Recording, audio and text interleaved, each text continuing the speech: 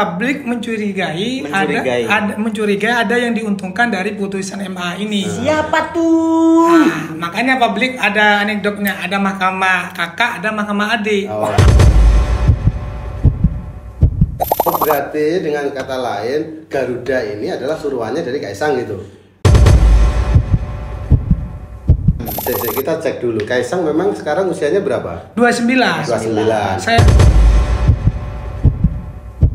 Tapi ketika ada putusan ini, karena proses pilkada itu sudah dimulai yang independen, mulai Mei, seharusnya Mas Kaisang walaupun mau mendaftarkan menjadi calon tidak diterima karena prosesnya sudah dimulai.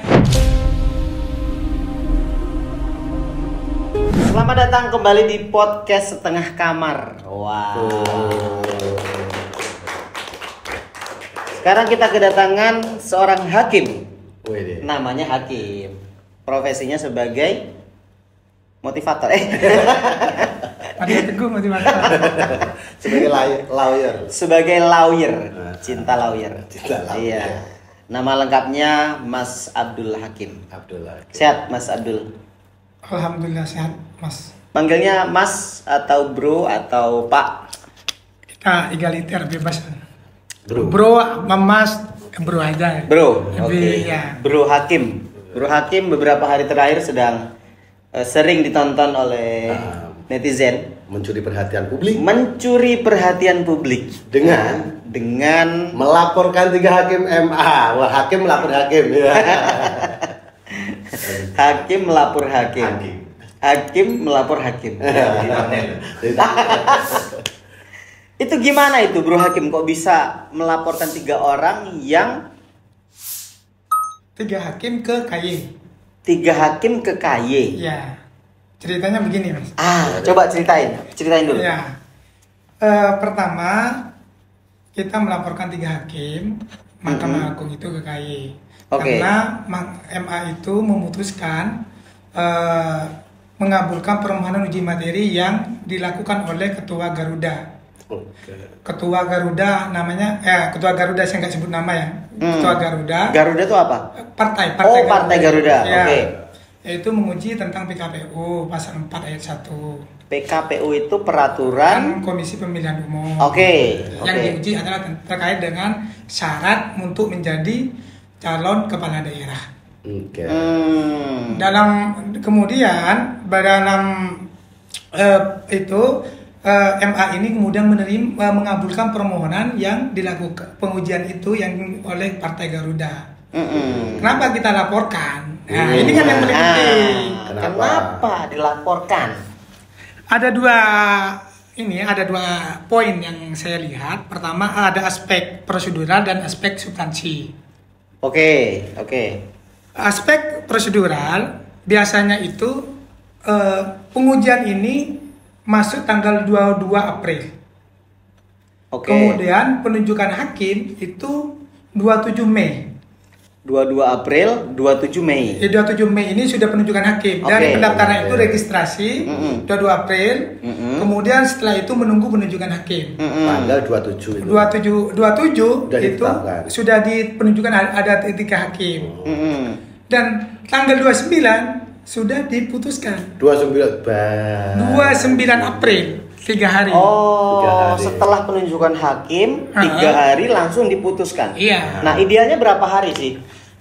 Kalau kita nggak bicara ideal dulu ya, Mas. Biasanya kalau menurut kajian ini ya, kajian BSHK itu minimal 6 bulan, minimal ini. Apanya 6 bulan itu? Putusan pengujian itu 6 bulan. Walau 6 bulan dan bahkan ada yang melebihi 50 bulan. Bahkan kemarin ada teman-teman yang punya story setahun lebih katanya. Baru diputuskan. Iya. Tapi kalau berarti ini di bawah 6 bulan nggak sah apa gimana? Bukan tidak sah. Alasan hakim ini bagus juga. Alasannya biar cepat, alasan murah kan prinsipnya memang begitu. Tapi kan tidak biasanya untuk yang lain. Kenapa yang ini begitu cepat? 3 hari. Alasan proseduralnya kita menduga bahwa hakim ini diintervensi sehingga pengambilan keputusannya itu tidak independen dan melanggar asas imparsialitas. Apa itu asas imparsialitas? Independensi itu seharusnya hakim tidak boleh diintervensi siapapun. Berarti keberpihakan. Keberpihakan. Imparsialitas itu keberpihakan. Independen ini harus independen, tidak terpengaruh oleh apapun.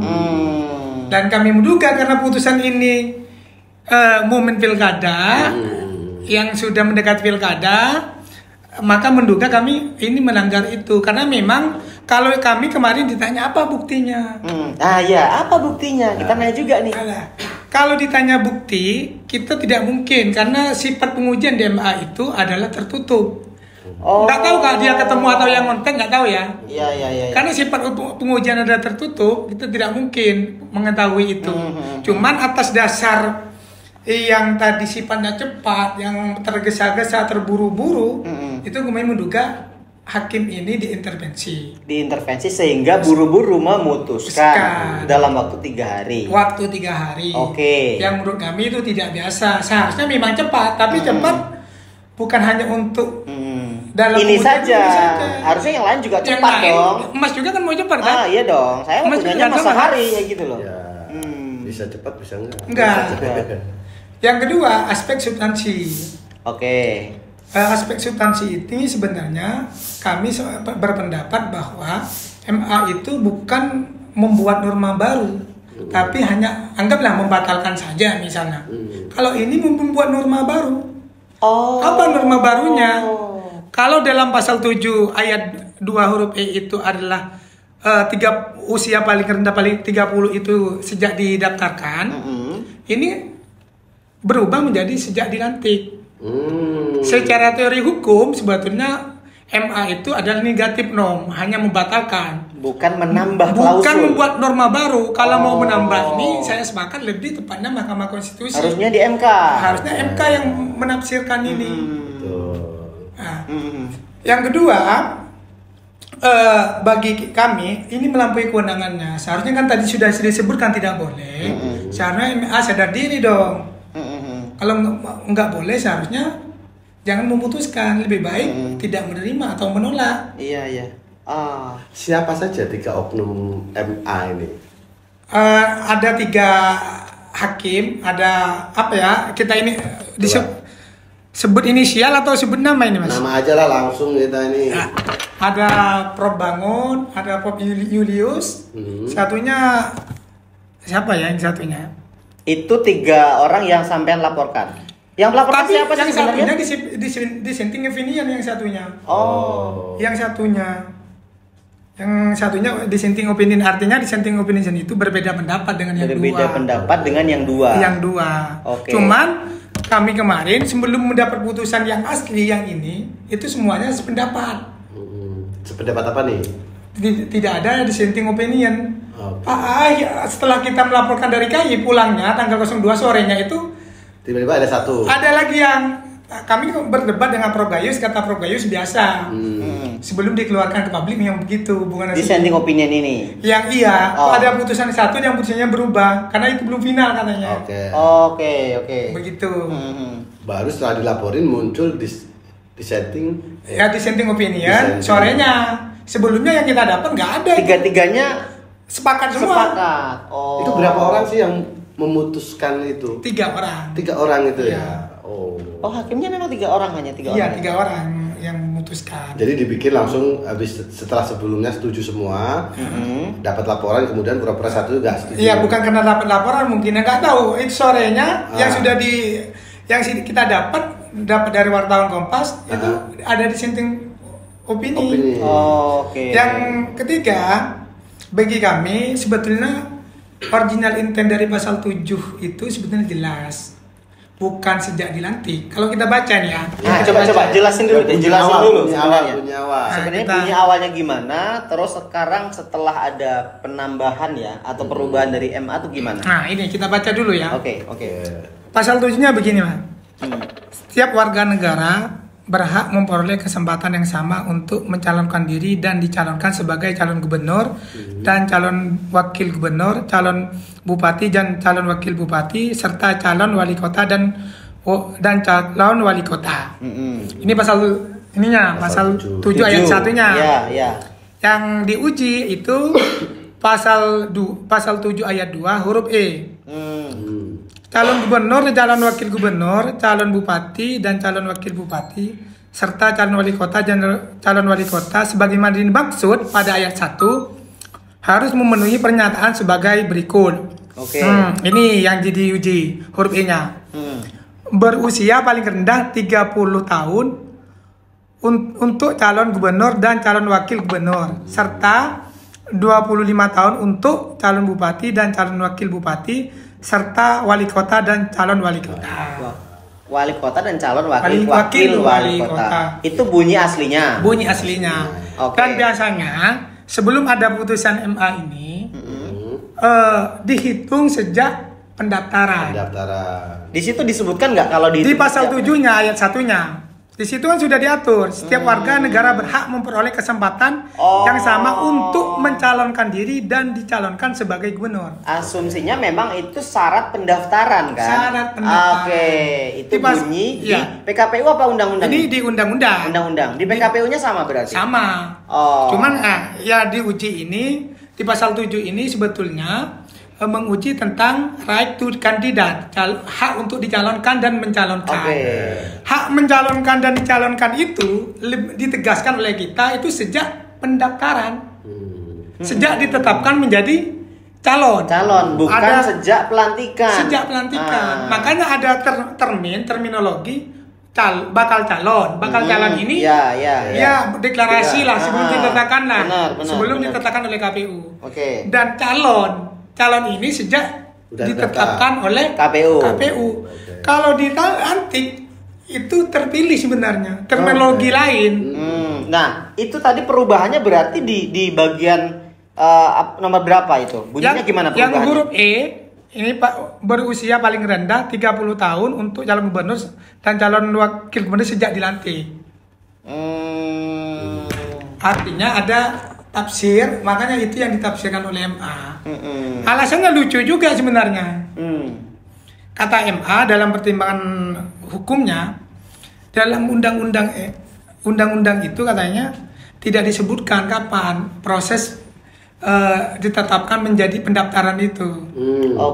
Dan lucunya juga yang di dalam pertimbangan itu yang dibuat dalil itu adalah undang-undang dasar. Seharusnya UUD-nya yang dibuat pertimbangan.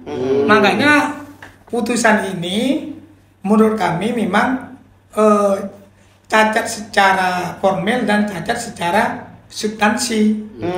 Satu karena melebihi kewenangannya, kedua karena dia hanya membatalkan, yang ketiga menurut kami bertentangan dengan original intent tentang Undang-Undang Pilkada nomor 10 2016. Yang apa itu? Yang tentang pemilihan kepala daerah yang kita sebutkan tadi. Yang diuji itu kan sebutkan ke PKPU-nya. Cuma pertimbangan hukumnya itu undang-undang dasar. Iya, maksudku gini loh. Kalau misal ini kan yang diuji, kenapa ke MA kan karena ini PKPU kan? Karena di bawah undang-undang itu pengujiannya adalah di MA, Mahkamah Agung. Kalau undang-undang baru ke MK. Nah, kalau misalnya nanti ini kan sudah ditetapkan oleh MA bahwa ini ada penambahan ya. Ada bahasanya apa? Klausul atau apa? Bukan klausul, tafsiran lah dari MA. Ada penambahan tafsiran atau tafsiran baru oleh MA. Nah, ini kan sudah dipakai kan oleh KPU kan? Sudah diakomodir melalui PKPU nomor 8 tahun 2024. Artinya ini sudah disahkan oleh KPU. Nah, kalau sudah disahkan, terus kan sampean menggugat ini ke MK. Berarti dua nih. Kita satu melaporkan 3 hakim. 3 hakim itu ke KY. Tanggal 11 kita mendampingi 2 mahasiswa hukum. Satu dari UIN Syarif Hidayatullah, namanya Ahmad Fahur Razi. Yang kedua Anthony Lee dari mahasiswa dari Podomoro. menggugat ke MK tentang pasal 7 ayat 2 itu huruf E, minta tafsir ke MK. Mana yang benar nanti? Kita bandingkan. Apakah sejak diadu. Oke, berarti kan gini nih kronologi ini biar netizen nggak bingung ya. Berarti kan sampai melakukan dua hal ya kan. Yang pertama itu melakukan pelaporan 3 hakim ke KY karena sudah membuat kegaduhan lah. Ya, itu ya kan. Putusan tersebut. Yang kedua, melakukan pengujian ke MK. Undang-undangnya berarti bukan serupa kan? Iya, bukan PKPU-nya. Bukan. Nah, undang-undang yang dibuat batu uji sebelumnya. Nah, terus ini kan yang dari MA kan sudah keluar, sudah dipakai oleh KPU. Kan? Terus yang MK ini bakal ditindaklanjuti nggak kira-kira?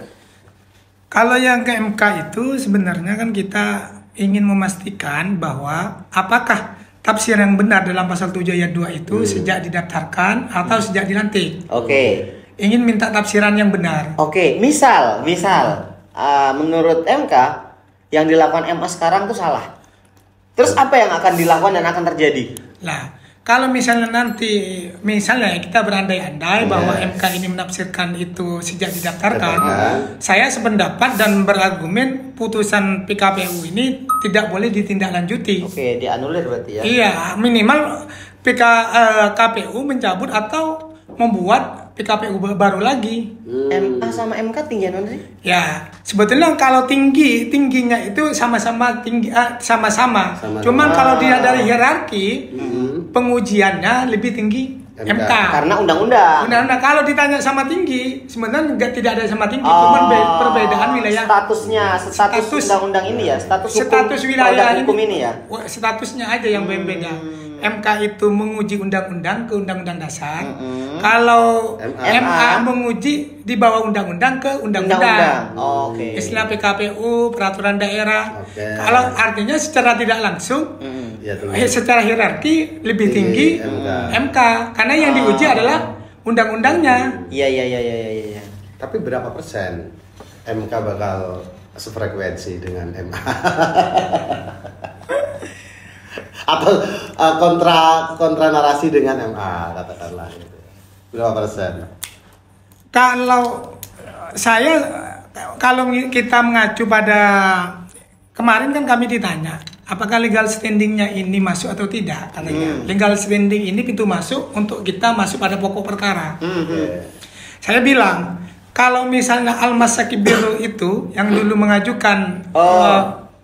mengajukan ke MK yang putusan 90 itu dia hanya ngefan terhadap Mas Kaisang, Mas Gibran itu diterima.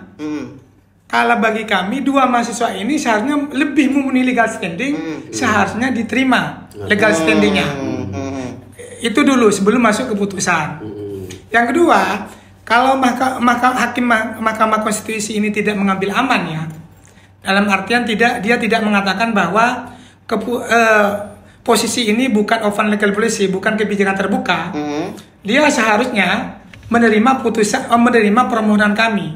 Karena memang secara ketatanegaraan, konvensi ketatanegaraan, memang ini pendaftaran itu dihitung sejak pendaftaran. Bukan ketika dia jadi. Bukan dia dilantik.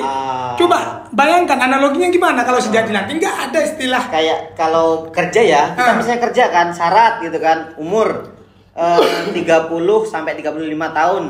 Iya kan? Bukan ketika diterima. Tapi bisa jadi itu masuk akal juga karena ada potensi-potensi yang memang itu bisa mengganggu seseorang yang punya kapasitas gara-gara terjerat umur, tapi di usia nanti itu dia sudah memenuhi. Ini juga makanya publik mencurigai ada yang diuntungkan dari putusan MA ini. Siapa tuh? Makanya publik ada anekdotnya, ada mahkamah kakak, ada mahkamah adik. Kaisang. Iya. Tapi emang masalahnya kenapa? Kalau saya mendapat manfaat dari itu. Kalau saya sebenarnya tidak alergi terhadap anak muda untuk memimpin, termasuk ke Mas Kaisang. Cuman bagi saya, seandainya memang sejak awal Mas Kaisang ingin maju, seharusnya ada sejak awal ini dilakukan, sehingga publik tidak curiga. Ini kurang berapa? Agustus 27-29 sudah pendaftaran.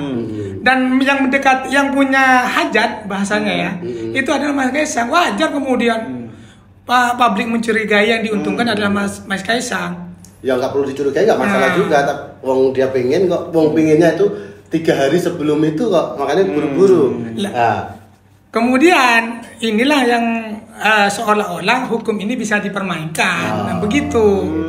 Kalau seandainya mungkin sebelumnya, kalau saya siapapun boleh, apalagi anak muda, saya sepakat anak muda memimpin. Yang penting prosesnya kita lalui dengan baik. Misalnya begini, untuk yang undang-undang pilkada ini tidak harus 30. Misalnya walaupun jadi gubernur misalnya 29 atau sudah dilantik, tetapi sebelumnya dibahas sebelumnya, baik itu oleh badan legislatif, karena memang itu kewenangan terbuka sebenarnya. Cuman kalau dirubah secara spontan ketika ada maunya, ini yang menjadi orang mau nggak mau ditarik berpikir, oh ini ada agenda apa? Ada agenda apa? Mudah sekali gitu loh. Oh berarti dengan kata lain Garuda ini adalah suruhannya dari Kaisang gitu. Wah, kau, ini kasih tolong tertipin ini. Pertanyaannya. Ya, gitu. Jawab. Kalau disuruh sebenarnya, kalau menebak bisa jadi karena memang Ketua Garuda ini ada ikatan dengan petinggi-petinggi partai pemenang. Oke. Dengan partai pemenang. Kalau dilihat dari bentuk permohonan pengujian tidak ada, dia mengatasnamakan berhak partai politik sebenarnya. Oh, berarti nggak ada. Nah, kalau dia cuma karena tadi kalau dalam Al-Qur'annya asbabun nuzulnya itu ada yang begitu cepat dan ada yang mau mencalonkan. Maka bagi kami tidak ada salahnya publik mencurigai itu. Dan seharusnya memang hakim Mahkamah Agung ini berhati-hati. Karena sebelumnya MK buat gaduh ada putusan 90. Ini gaduh juga dengan putusan 23. Artinya kepercayaan terhadap peradilan kita, kalau nanti misal mudah dengan ada kemauan langsung bisa begitu, maka kepercayaan terhadap peradilan semakin menurun. Makanya wajar mungkin banyak yang pesimis terhadap mau bersuara, ini pasti udah goal. Buktinya apa? Walaupun bersuara, putusan MA ini sudah diakomodir. Iya. Melalui putus PKPU nomor 8 tahun 2024. Sudah bisa dijalankan. Sudah dijalankan. Tapi kalau misalnya ini nanti ternyata di pengujian MK ya berbeda dengan hasilnya di MA, berarti kan kemungkinan besar hasil yang di MA dianulir kan? Karena tadi asumsinya MK ini lebih tinggi karena dia yang diuji undang-undang. Berarti Mas Kaisang gagal nyalon dong. Kalau MK itu tidak menganulir ini sebenarnya, tidak menganulir putusan MA. Tidak. Cuman seharusnya KPU memahami yang punya kewenangan untuk menindaklanjuti ini kan sebetulnya KPU. Karena dia yang punya kewenangan. Oke. Maksudnya menindaklanjuti putusan ini mau ikut yang MA atau MK. Kalau misalnya dia tetap ikut MA, nggak ada masalah. Nggak ada masalah sebenarnya. Ya, cuman secara secara etik dan secara ini bermasalah karena seharusnya yang lebih tinggi lah yang karena yang dipakai. Kan? Emang masih berlaku etik? Kamu jangan Karena memang pernah ada putusan seperti itu waktu Pak Oso, putusan DPD itu.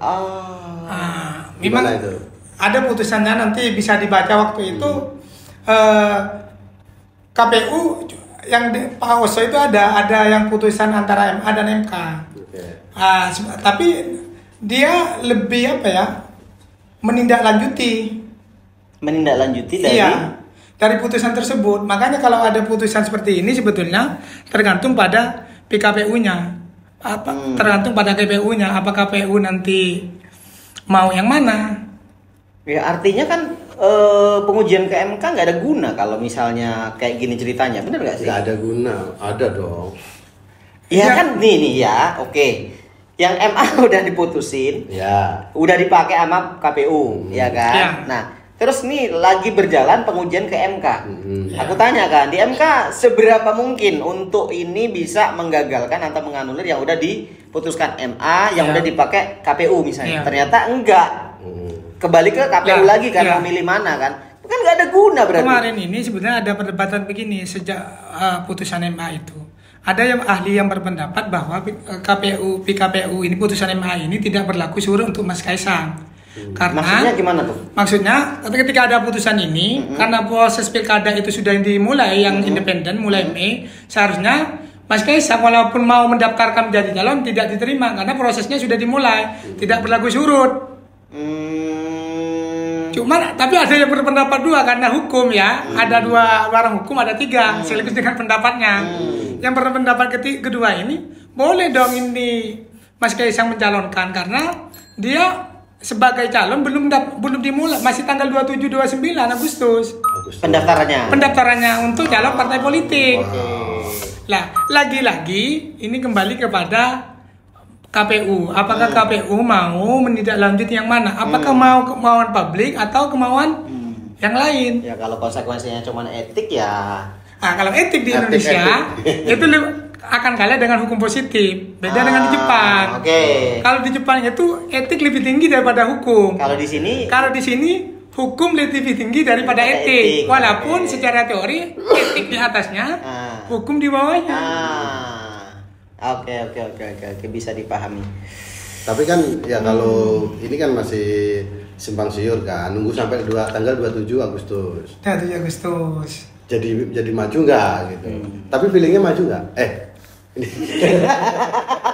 Ini kalau ditanya maju langsung tanya ke yang punya hajat aja. namanya juga feeling. Kamu tanyakan feelingmu. Tapi gini loh. Ini Mas Hakim ini sebenarnya siapa sih kok berani-beraninya ngelakuin sok-sok ngelakuin pengujian? Sosok ngaduin ke KAY. Ini pesanannya siapa sih sebenarnya? Backingannya siapa ini? Enggak, ini serius ini. Coba jujur di sini. Pesanan siapa sih? Karena ini persoalan besar dan menjabat atensi. Ini pasti jadi pertanyaan, siapa sih di belakangnya? Kalau kami jujur sekali tidak ada siapapun yang membackup kami atau yang mendonori lah. Yang mendonori. Iya. Tapi kami percaya bahwa yang kita ini ingin menegakkan demokrasi yang baik dan ini minimal kita sudah melakukan usaha untuk membenarkan, untuk melakukan mana yang benar atau tidak, karena memang secara konstitusi kita diberikan secara konstitusi kita diberikan hak untuk melakukan misalnya melakukan pengujian di MA. Ketimbang kita melakukan misal tidak percaya kepada hakim atau mendemo, lebih baik kita melakukan upaya konstitusional yang diberikan konstitusi. Salah satunya misalnya melaporkan 3 hakim itu kan diperbolehkan. Itu sebenarnya semua warga tuh boleh? Boleh. Boleh. Ya? Kedua, melakukan pengujian boleh. Tidak harus lawyer misalnya. Yang pengaduan. Yang melakukan pengujian. Pengujian kalau di Mahkamah Konstitusi tidak harus lawyer, siapapun, perorangan boleh. Permohonan pengujian. Permohonan pengujian boleh. Artinya cuman bedanya nanti kalau lawyer itu harus pakai toga pengacara. Tapi kalau biasa. Tapi bisa ya intinya. Bisa. Artinya kita ini bukan dalam rangka benci atau apa ya. Karena kita mencintai Republik ini dengan cara yang konstitusional. Tapi bener loh. Tar dulu, aku mau tanya ini, berani nggak sumpah pocong? Kita sumpah pocong 2 aja. Tapi tadi kan nyinggung soal donor, ternyata soal pengajuan gitu ada donor biasanya. Ya, kan itu asumsi masyarakat kan takutnya begitu, makanya kami tegaskan kami tidak ada yang nggak di lain. Ada nggak? Iya mungkin saja kalau di yang lain. Contoh. Kalau misalnya dia ya punya kepentingan langsung dengan ini misalnya banyak kan kemarin gubernur dan wali kota itu kan jasa profesional bukan donor sebenarnya. Kalau kami kan hanya mendampingi 2 mahasiswa. Oh gitu ya. Iya. Jadi dua-duanya tuh sama statusnya di MA sama di MK tuh statusnya sama. Kalau beda. Nggak, bedanya apa? Maksudnya gini. Itu 2 orang yang sama melaporkan hakim dan memohon ke MK, ini orangnya sama? Enggak, kalau yang kemarin teman-teman itu hanya ikut yang melaporkan kita. Yang ke Mahkamah Konstitusi 2 orang itu ada 7 kuasa hukum. Oke.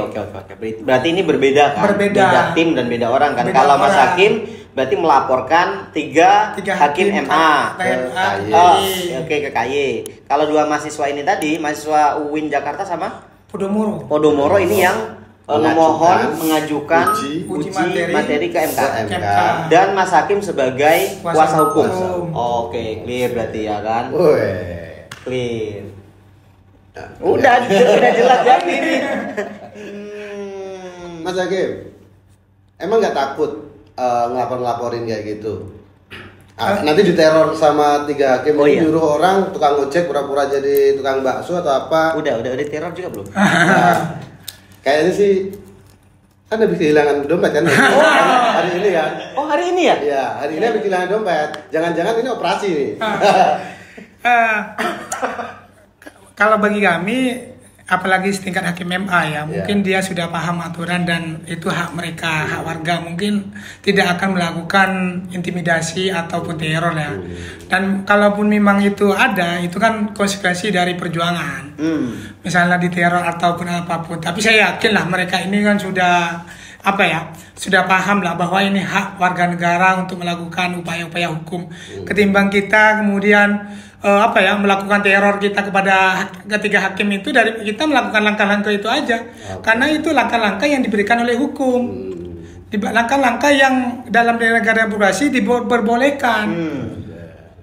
Saya yakin yang 3 hakim itu paham itu, mungkin tidak akan melakukan teror dan apa yang lain lah. Oke, berarti dompet Anda hilang itu bukan bagian dari sabotase itu. Iya, kayaknya bukan dari sabotase. Tapi hilangnya bagus loh, ini tanggal 1 Suro loh. Tanggal 1 Suro, tanggal 8 ya kan? 8 tambah 1 9. Ini kayaknya habis ngumbah keris, nyuci keris, ketinggalan dompetnya.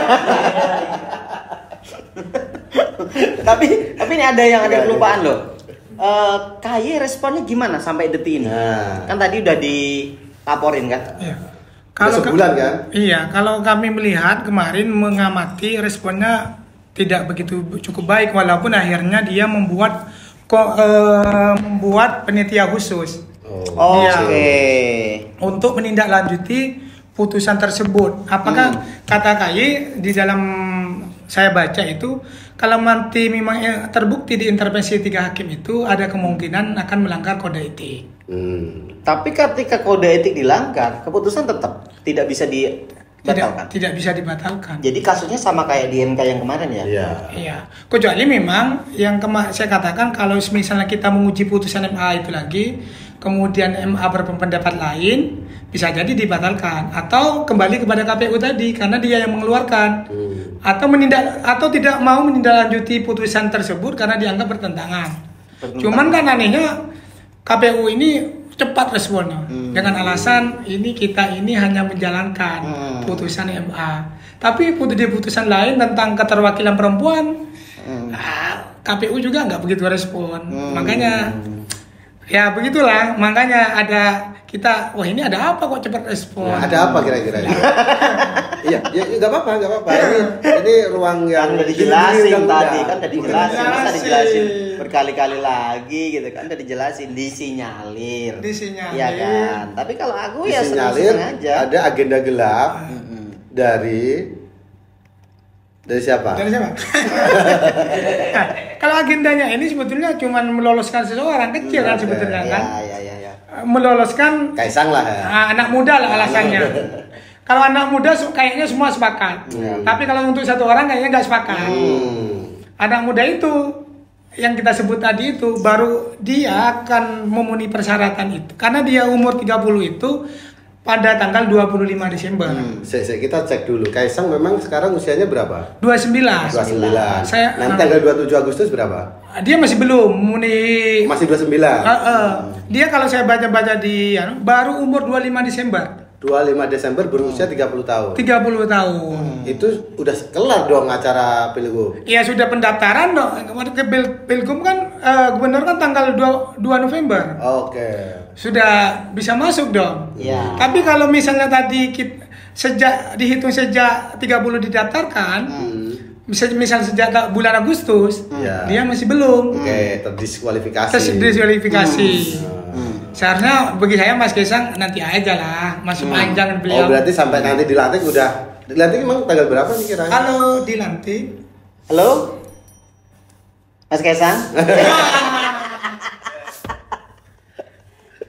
Kita ya lanjut. Ya. Dilantik tanggal berapa? Kalau dilantik belum di cuman kan disesuaikan dengan Kemendagri dan Presiden. Makanya kenapa itu dihitung kalau nanti sejak dilantik itu kan nunggu tanggal 30 dulu. Kalau misalnya dihitung sejak pendaftar kan enak. Sejak awal sudah ada kepastian. Kalau nanti dihitung sejak 30 berarti nunggu tinggal 30 lebih dulu baru disesuaikan jadwalnya. Berarti lebih etis mana? Nunggu dilantik 30 tahun dulu, nunggu usia 30 tahun baru dilantik, atau merubah klausul 29 minimal menjadi bakal calon atau calon. Umur 30 bukan 29, umur 30 sejak didaftarkan sejak dilantik menjadi calon. Oh, berarti nggak ada perubahan dong. Yang itu yang putusan MA. Nah, kalau kami ya konsisten dengan yang awal. Misalnya ada perubahan itu kita kembalikan kepada legislatif dan pemerintah. Anggaplah ini adalah kebijakan terbuka. Nanti kita bahaslah bagaimana kemauan publik. Karena kalau kita lihat respon kemauan publik, banyak yang kecewa terhadap putusan kemarin. Itu bukan kecewa terhadap apa? Yang putusan MA 23 ini. Responnya wah ini seolah-olah ini untuk adik. Jadinya begitu walaupun niatnya baik sebenarnya. Jadi tidak baik karena memang ada yang perubahannya cepat dan diuntungkan. Kalau misalnya kita ubah di undang-undang pemilu, undang pilkadanya, kita ubah mungkin publik tidak mencurigai itu, bahkan mendukung karena memang saatnya anak muda memimpin kan.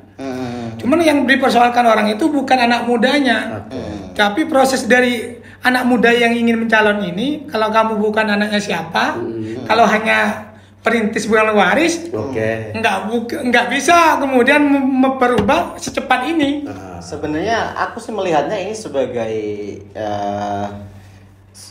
sebagai ya bagus lah. Bagus gimana? Main berubah kok bagus. Ini contoh ya, Gimana? Ini kan sekarang tuh komisaris itu kan regulasinya berumur minimal 40 tahun kan. Kalau mau jadi komisaris kan. Nah, ini nanti kita juga mau melakukan pengujian juga agar dirubah komisaris tuh bisa minimal umur 35. Oh, boleh tuh kita nanti bisa bahasa hukumnya. Bisa. Enggak boleh 35 tahun. Apa? Minimal 17 tahun. Jadi proses regenerasi biar cepat. Iya, tapi masuk akal juga lah. 17 tahun mah masih belum bisa berpikir jernih. Iya, umur 25 lah, 25 lah. 25 udah lulus S1 lah. Syarat bupati kan 25. Benar. Terus juga kerja daftar PNS ya kan, juga tidak hanya di maksimal umur 35, umur 40 bisa. Itu bisa diajuin nggak kayak gitu-gitu? Bisa. Sebenarnya gimana sih proses kayak gitu? Semuanya bisa Yang penting kalau pengujian di MK itu yang penting ada hak kita merasa dirugikan oleh undang-undang. Itu kan dirugikan, Bro. Almas dirugikan nggak kemarin? Makanya kerugian ini ada dua, ada kerugian faktual, ada potensial. Faktual ini dialami nyata. Oke. Misalnya mau mendaftarkan kayak Mas kita independen ingin mencalonkan dengan persyaratan yang ribet-ribet itu, nggak lolos. Itu kan nyata. Kalau potensial belum dialami, cuman akan dialami. Oke, saya tanya, kalau misalnya syarat jadi komisaris harus 40 tahun, itu merugikan nggak? Merugikan kan? Tanya ke ini yang ingin menjadikan komisaris. Siapa yang ingin jadi komisaris? Saya saya merasa rugi loh. Saya sekarang lagi produktifnya gitu kan. Nanti kita uji. Bisa? Bisa. Ayo. Tapi pernah misalnya diminta untuk jadi komisaris karena persyaratan umur nggak bisa.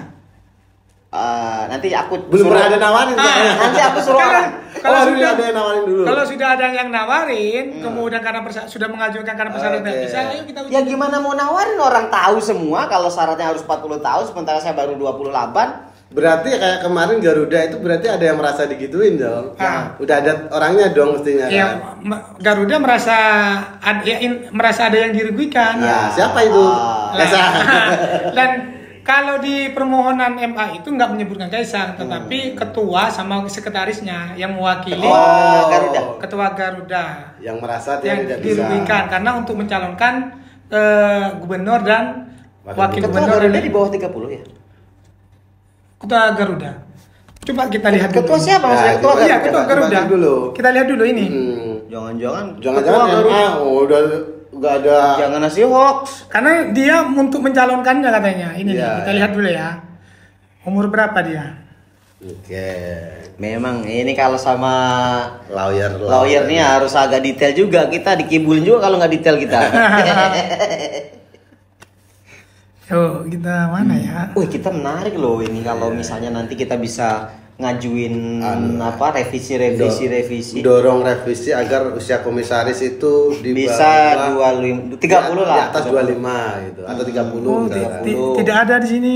Tidak ada ya? Ya, cuman tidak ada KTP-nya karena memang bukti-bukti itu kan kita nggak bisa dimiliki. Ya, oke. Bukti misal bukti di mereka ya. Iya, permohonan misal KTP tidak bisa. Ya kayak syarat menerima beasiswa juga. Saya mau daftar beasiswa kemarin terhalang karena usia sudah melampaui. Waduh, gimana kan? Padahal kan itu kan hak saya juga sebagai warga negara. Saya ditawarin sama teman, kamu mau nggak beasiswa? Saya mau. Pas saya daftar ternyata nggak bisa karena umur saya udah kelebihan kan. Harusnya Mas ini terinspirasi dari putusan ini. Oke. Nah, jadi positifnya harus terinspirasi dari putusan yang harus melakukan pengujian kayak tadi. Tapi pakai ongkos nggak sih kayak gitu? Pakai ongkos nggak? Kalau pakai jalur personal harus ada ongkos. Oke. Berapa itu habisnya biasanya? Tergantung. Tergantung lawyernya. Dari A sampai Z berapa kira-kira? Lebih banyak lebih bagus lah. Idealnya berapa? Sepil aja nggak apa-apa nggak? Itu tidak ada nominal khusus. Itu antara kesepakatan klien dan yang umumnya berapa ini? Yang pantas layaknya. Yang pantas ya 30 juta, 40 30 juta. Ya bagi yang belum masuk lah. Bisa juga lah. Loh, itu untuk biaya S2 aja udah cukup itu. Ngapain kamu aju-ajuin itu? Saya kan mikirin adik-adik saya mungkin berapa juta orang gitu loh. Benar kan? Iya, harus terinspirasi dari benar. putusan MA ini yang ini 30 juta atau 40 juta untuk ongkos itu agak worth it lah tetap untuk generasi next ya. Oke. Ya artinya sih ada banyak hal ya yang bisa kita ambil hikmahnya dari proses ini ya. Tapi akan lanjut terus ya sampean ya? Ya, sekarang di Mahkamah Konstitusi kita sudah terregister nomor perkaranya. Cuman kita tinggal nunggu waktu kapan jadwalnya. Biasanya setelah diregistrasi itu 14 hari kerja akan mendapatkan jadwal. Nanti sampean bandingin kan kemarin waktu ada yang melakukan permohonan untuk pengajuan di MA 1 bulan udah dapet hakim, 3 hari udah ada hasil. Nanti sampean bandingin sama pengajuan sampean di MK, ya kan? Nanti di situ akan kelihatan tuh. Apakah kita ini punya punya privilege atau tidak? Ya, apakah bisa nanti dalam waktu 3 hari keluar putusan gitu kan? Kalau sakti bisa. Mungkin bisa nggak? Tapi kemungkinan ini kan urgent banget ya bagi masyarakat Indonesia. Seharusnya kalau MK tidak lepas tangan ya, artinya ikut mengambil bagian dari kegaduhan ini, seharusnya MK memprioritaskan pengujian batas usia paling rendah 30 itu.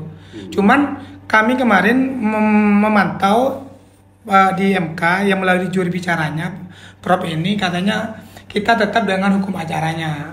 Hukum acara MK artinya tidak bisa sesakti yang tadi kita diskusikan 3 hari kemudian bisa putus. Bisa 6 bulan. Iya, nanti sidang pertama pendahuluan, kemudian dari pendahuluan itu perbaikan.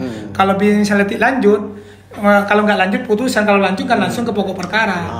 Kalau mau fair lagi, jangan di MK. Kalau di MK kan perbandingannya MA sama MK, jelas beda tuh. Nanti sampean ngajuin lagi satu hukum, satu undang-undang atau satu peraturan ke MA.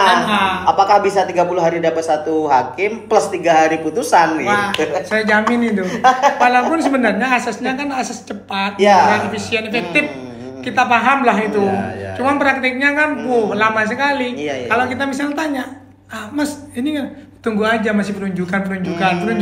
Makanya dalam kajian PSHK yang saya sebutkan tadi itu minimal itu 6 bulan atau 50 bulan. Berapa kalau 50 bulan? Iya sih. Tapi gini Mas Hakim, jadi kan sempat disinggung tadi soal bahwa ini akan mempengaruhi marwah konstitusi kita. Ya. Jangan-jangan bener gak sih fenomena belakangan ini soal penegakan hukum di negeri ini bagian dari upaya untuk menghancurkan institusi konstitusi kita? Secara teori sebenarnya di negara yang berkembang seperti kita disebut dengan negara ketiga, itu politik lebih determinan daripada hukum. Maksudnya seharusnya kan berjalan hukum dan politik ini seiringan. Tetapi negara yang seperti kita yang mau berkembang tumbuh itu politik itu lebih dominan daripada hukum. Artinya apa? Hukum bisa diintervensi lewat politik. Makanya untuk lebih mengawasi itu, makanya partisipasi publik kayak kita ini, civil society ini harus lebih kuat daripada harus berisik terus berarti. Iya, harus bukan berisik dalam artian benci, tapi dalam artian untuk memantau apakah sesuai atau tidak. Kalau kita biarkan, maka nanti selanjutnya dan politiknya akan lebih kuat. Dan menjadi orang kecil menjadi pesimis terhadap hukum. Ini kalau misalnya dalam kasus Pinam ini kalau nggak jadi atensi, nggak mungkin kemudian akan dibuka atau dilanjutin. Tapi memang sudah ketahuan sih arah penegakan hukum kita itu kan sampai ramai itu no viral no justice katanya. Nah, makanya atas dasar yang tadi itu yang kalau orang kecil melapor proses hukumnya lambat, kalau kemudian bukan orang anak siapa lambat, kalau nggak punya uang misalnya lambat, maka ada istilah no viral no justice atau tidak tajam ke bawah, tumpul ke atas. Ya karena memang itu praktek di lapangan begitu. Makanya kalau ada survei harus ditanyakan kepada mereka yang pernah mengalami, sehingga misalnya mereka yang pernah dialami, misalnya pernah punya kasus melaporkan sesuatu di Polri, itu yang disurvei, bukan mereka yang nggak punya kasus kemudian disurvei, makanya puas semua. Iya. Coba ditanya yang pernah kasus itu disurvei, bukan yang pernah, yang kemudian yang nggak pernah kemudian disurvei ya pasti puas. Makanya itu lebih objektif ketika kita surveinya kepada mereka yang korban, yang korban, bukan yang siapapun boleh misalnya. Dia hanya tahu dari kata orang gitu. Dengan kata lain hukum di negara kita itu susah diharapkan. Ya tapi tetaplah karena perkembangan demokrasi kita kan lebih baik, makanya diharapkan kayak kita ini civil society dan kemudian PS ini mengawal proses itu biar berjalan sesuai realnya. Makanya kami ini juga melakukan itu biar berjalan sesuai realnya. Dan itu memang diperbolehkan, dan yang kita diskusikan ini seharusnya hakim dan yang lain-lain ini bukan kemudian membuli kami misalnya, harusnya mendukung. Ya karena itu rakyat Indonesia kan haknya sampean juga, kita semua kan. Hak semua, dan itu bentuk kita mengawal dan menjalankan konstitusi. Kalau nggak ada yang mengawal, bahaya dan akan kembali nanti rezim yang tidak demokratis lagi. Dan solusinya adalah kamu habis ini mau pindah negara mana? Aku mau melakukan judicial review juga. Dan komisaris. Oke, kita tunggu itu. Ya, kita nanti jadi ini mendampingi. Nanti siap ya. Jadi siap. Karena kita sudah 3 masuk ke MK ini pengujian. Mantap. 1 pasal 30 tentang pembunuhan berencana. Yang kemarin juga viral ormas yang boleh bisa mengusungkan calon kepala daerah yang independen. Itu juga lagi naik, dan kemudian yang penafsiran Mahkamah Konstitusi tentang pasal 7 ayat 2 huruf E itu. Nah, nanti yang keempat lah. Komisioner. Cari. Kita dampingi sampai tuntas. Kasih kata-kata penutup tentang hukum kita. Kalau kita pinjam bahasa-bahasa tokoh itu, melihat kenyataan dan fakta di lapangan seolah-olah kita pesimis. Tapi walaupun pesimis, tetap harus ada harapan yang cerah untuk lebih ke depan.